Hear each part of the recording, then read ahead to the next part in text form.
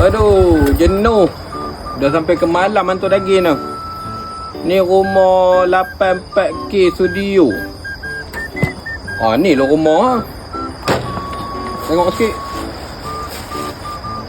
84K Studio. Betul. Assalamualaikum. Assalamualaikum. 84K Studio. Assalamualaikum. Assalamualaikum.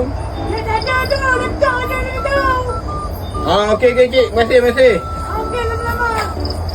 Dia tak ada gimana dia ni. Wah. Ni kau pergi mana? Sampai malam hantar daging saja. Panjang ceritanya. Rumah Cik Yah dah hantar. Rumah CEO Batu awak dah hantar.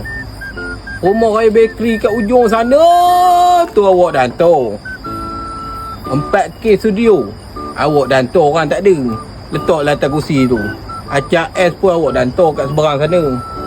DMA Islam awak rasa dia orang baru ke sini. Pun dah hantar. Rumah yang last ni ada mok ni. Kat mana? Jenuh awak cari ya. Oh, rumah ada mok. Rumah ada mok tu depan sikit tu rumah 84K Studio tu. Sikit lagi bawah bukit tu rumah Acak S. Bawah sikit, corner sikit tu rumah ada mok. Rumah ada mok tu sebelah ada kubur. Itu rumah ada mok tu. Okey cik. Terima kasih. Awak pun dah sampai ke malam nak hantar daging ni. Aduh, letih. Tak apa. Pergi je. Rumah ada mok kat situ je. Terima kasih cik. Okey, sama-sama. Okey tu. Oh, rajin benar dia ni. Hantar malam-malam Oh, rumah ada mok